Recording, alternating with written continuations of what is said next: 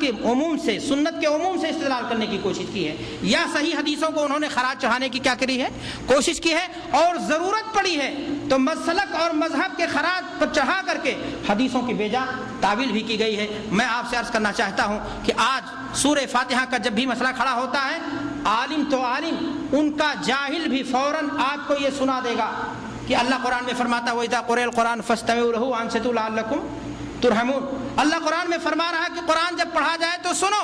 میرے بھائیوں اور دوستو، بلا شبہ یہ اللہ کا فرمان ہے، لیکن آپ کو یہ معلوم ہونا چاہیے کہ قرآن کا ایک سبب، قرآن مجید کی کسی آیت کا ایک سبب نزول بھی ہوتا ہے۔ یہ آیت دراصل سورہ فاتحہ کے بارے میں نازل نہیں ہوئی، یہ آیت اس وقت نازل ہوئی جب اللہ کے رسول صلی اللہ علیہ وسلم کی تلاوت لوگوں کے دلوں میں تاثیر پیدا کر دیتی تھی، اور قرآن مجید کی تاثیر سے کتنے کتنے صحابہ کے دل بدل گئے۔ موقع ہوتا تو میں آپ کو تفصیل سے بتاتا۔ میرے بھائیوں اور دوستو، ان لوگوں نے پلان بنایا، کہا کہ اللہ کے رسول صلی اللہ علیہ وسلم جب قرآن مجید کی تلاوت کریں تو شور مچاؤ تاکہ لوگوں کے دلوں میں یہ چیز اثر نہ کر سکے۔ اس آیت کریمہ کا نزول سورہ فاتحہ کے بارے میں نہیں ہوا، اور اگر مان بھی لیا جائے کہ سورہ فاتحہ اس عموم میں شامل ہے تو میں آپ کو ایک بہت بڑی بات اور کام کی بات بتا دینا چاہتا ہوں، اس کو گرہ باندھ کر کے رکھ لینا۔ اللہ کے رسول صلی اللہ علیہ وسلم کی ذاتی زندگی قرآن مجید کی جامع تعبیر ہے۔ رسول کریم صلی اللہ علیہ وسلم کی ذاتی زندگی قرآن مجید کی جامع تعبیر ہے۔ اگر کوئی مسئلہ اللہ کے رسول صلی اللہ علیہ وسلم سے صحیح حدیث سے ثابت ہے تو یہ کہنا ہی غلط ہے کہ فلاں حدیث قرآن کے کیا ہو رہی ہے، مخالف ہو رہی ہے۔ اگر حدیث صحیح ہے تو قرآن کے مخالف وہ ہو نہیں سکتی، اور صحیح حدیث یہ بتاتی ہیں کہ اللہ کے رسول صلی اللہ علیہ وسلم نے قرآن مجید سے سورہ فاتحہ کی مقدار پڑھنا ہر مصلی کے لیے اللہ کے رسول صلی اللہ علیہ وسلم نے کیا کیا ہے، ضروری قرار دیا ہے۔ اس ناطے میرے بھائیو اور دوستو، سورہ فاتحہ کو اس عموم سے کیا مانا جائے گا، خارج مانا جائے گا۔ آپ کو میں ایک بات اور بتا دینا چاہتا ہوں کہ بزرگوں نے احادیث کے عموم سے بھی استدلال کیا ہے۔ مثال کے طور پر حضرت ابو ہریرہ رضی اللہ تعالیٰ عنہ کی ایک حدیث سے استدلال کرتے ہیں کہ مالی انازعکم فی القرآن، مجھے کیا ہو گیا ہے، میں تم سے جھگڑتا ہوں۔ صحابہ سے جب اللہ کے رسول صلی اللہ علیہ وسلم نے یہ بات عرض کی تو راوی کہتے ہیں فانتہى الناس عن القراءة، کہ لوگوں نے قرآن پڑھنا بند کر دیا۔ لوگوں نے استدلال کیا کہ سورہ فاتحہ پڑھنا کیا کر لیا، بند کر لیا۔ میرے بھائیو اور دوستو، حدیث کے راوی ابو ہریرہ رضی اللہ تعالیٰ عنہ، اور یہی ابو ہریرہ رضی اللہ تعالیٰ عنہ ہیں جب ان سے دیگر صحابہ نے سورہ فاتحہ کے بارے میں پوچھا کہ جب امام قرآن مجید کی تلاوت کر رہا ہو تو ہم اس کے ساتھ سورہ فاتحہ کیسے پڑھیں، تو انہوں نے جواب دیا۔ صحابی کہتے ہیں کہ جب میں نے ان سے سوال کیا کہ ایا ابا ہریرہ انی اکون احیانا وراء الامام، کہ بسا اوقات ہم امام کے پیچھے ہوتے ہیں، امام بآواز بلند تلاوت کر رہا ہوتا ہے، ہم کیسے سورہ فاتحہ پڑھیں؟ فغمز ذراعی، انہوں نے مجھے کچوکا لگایا میرے بازو پر، وقالا، اور کہا اقرا بہا فی نفسک، اس کو تم خاموشی سے پڑھ لیا کرو۔ گویا آواز نہیں نکالنی چاہیے، اتنی تیز فسفساہٹ نہیں ہونی چاہیے کہ لوگ امام کی قرات سے ٹکراؤ کی شکل پیدا کر دیں، لیکن خاموشی کے ساتھ خود راوی حدیث جن کی حدیث سے استدلال کرتے ہوئے سورۃ فاتحہ کے نہ پڑھنے کی بات کہی جا رہی ہے، وہی صحابی خود فرما رہے ہیں کہ ایسا پڑھ لو۔ اب آپ بتاؤ کہ جو صحابی حدیث کا راوی ہو وہ حدیث کا زیادہ سمجھ رکھنے والا ہے یا آپ اور ہم ہیں؟ میں بزرگوں سے ایک سوال اور پوچھنا چاہتا ہوں۔ جو لوگ یہ کہتے ہیں کہ امام کے پیچھے سورہ فاتحہ کی تلاوت نہیں کی جائے گی، قرآن مجید کے عموم، احادیث رسول کے عموم سے استدلال کرتے ہیں، ان سے سوال یہ ہے میرے بھائیوں کہ یہ تو نماز جب جہری ہو وہاں یہ مسئلہ کھڑا ہوتا ہے، لیکن عصر کی نماز میں، ظہر کی نماز میں کون سی قرات مقتدی سن رہا ہوتا ہے، وہاں آخر کیوں لوگوں کو روکا جاتا ہے؟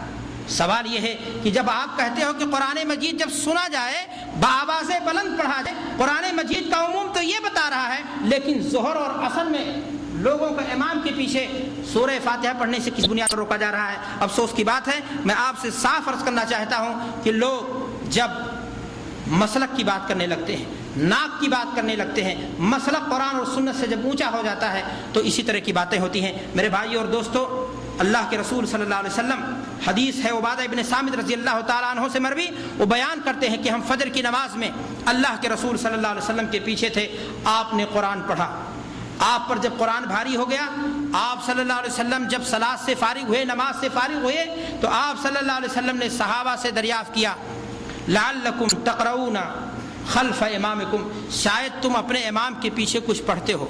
صحابہ نے عرض کیا قلنا نعم یا رسول اللہ، اے اللہ کے رسول ہاں ہم لوگ آپ کے پیچھے پڑھتے ہیں۔ تو آپ صلی اللہ علیہ وسلم نے فرمایا لا تفعلوا الا بفاتحۃ الکتاب، کہ سورہ فاتحہ کے علاوہ کوئی اور چیز نہ پڑھو۔ گویا معلوم یہ ہوا کہ سورہ فاتحہ قرآن کے عموم سے، سورہ فاتحہ حدیث کے عموم سے کیا ہے؟ مستثنا ہے۔ خود ذات رسالت مآب صلی اللہ علیہ وسلم نے یہ بات کہی کہ ہمارے پیچھے بھی جہری نماز میں بھی اگر تم لوگ ہو تو سورہ فاتحہ کی مقدار ضرور پڑھ لو، لیکن اگر مقتدی ہو تو اس کے علاوہ اور جو سورت پڑھی جاتی ہے وہ سورت تم نہ پڑھو۔ افسوس کی بات ہے کہ جمہور صحابہ سے ہٹ کر فقہا نے اس بارے میں بھی فقاہت اپنائی اور لوگوں کو جو ہے ایک ایسے راستے کی طرف دعوت دی جو راستہ دور جا رہا ہے۔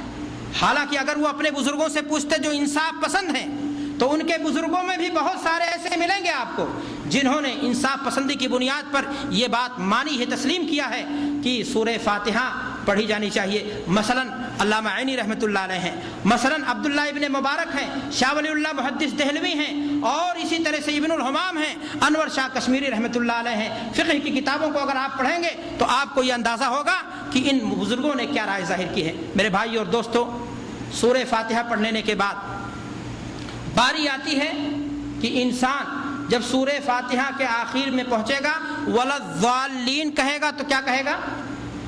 آمین کہے گا، اور اگر نماز جہری ہے تو بآواز بلند آمین کہے گا۔ اللہ کے رسول جناب محمد عربی صلی اللہ علیہ وسلم سے ایسا کرنا ثابت ہے۔ راوی حدیث ہیں وائل ابن حجر رضی اللہ تعالیٰ عنہ، وہ فرماتے ہیں کان رسول اللہ صلی اللہ علیہ وسلم اذا قرأ غیر المغضوب علیہم ولا الضالین قال آمین ورفع بها صوتہ، کہ اللہ کے رسول صلی اللہ علیہ وسلم سورہ فاتحہ کی تلاوت سے جب فارغ ہوتے تو آپ صلی اللہ علیہ وسلم بآواز بلند کیا کہتے تھے؟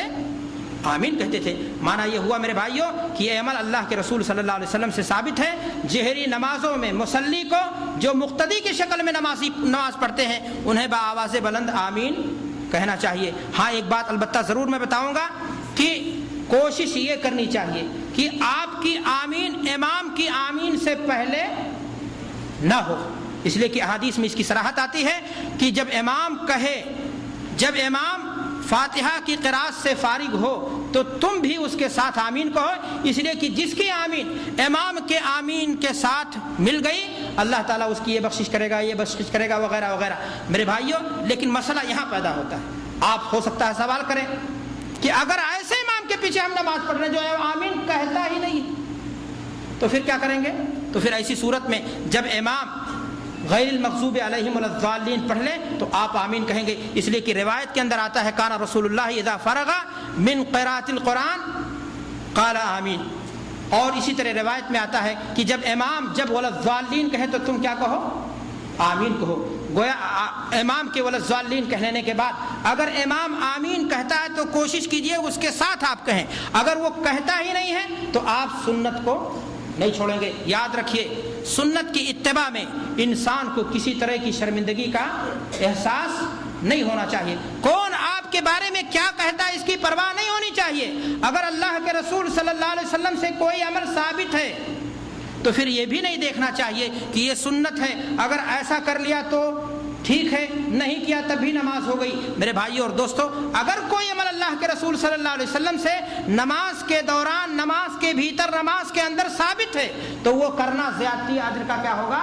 باعث ہوگا۔ افسوس کی بات ہے ایسے لوگ جو سنتوں کو نہیں مانتے، سنتوں کی خلاف ورزی کرتے ہیں، وہی لوگ ضعیف روایتوں کا سہارا لے لے کر کے بعض ایسی چیزوں کو ثابت کرنے کی کوشش کرتے ہیں اور امت کے درمیان ان چیزوں کو رواج دینے کی کوشش کرتے ہیں جن روایتوں کا ثابت ہونا یا جن اعمال اور جن عبادات کا ثابت ہونا مشکوک ہوتا ہے۔ وہی لوگ یہ کہہ دیتے ہیں کہ اگر آمین نہیں بلند آواز سے کہا تب بھی تو نماز ہو جائے گی، اگر رفع یدین نہیں کیا تب بھی تو نماز ہو جائے گی۔ میرے بھائی اور دوستو، اللہ کے رسول صلی اللہ علیہ وسلم نے جب کوئی بات کی ہے اور وہ ثابت ہے تو آپ صلی اللہ علیہ وسلم کے عمل پر آپ کو بھی عمل کرنا چاہیے۔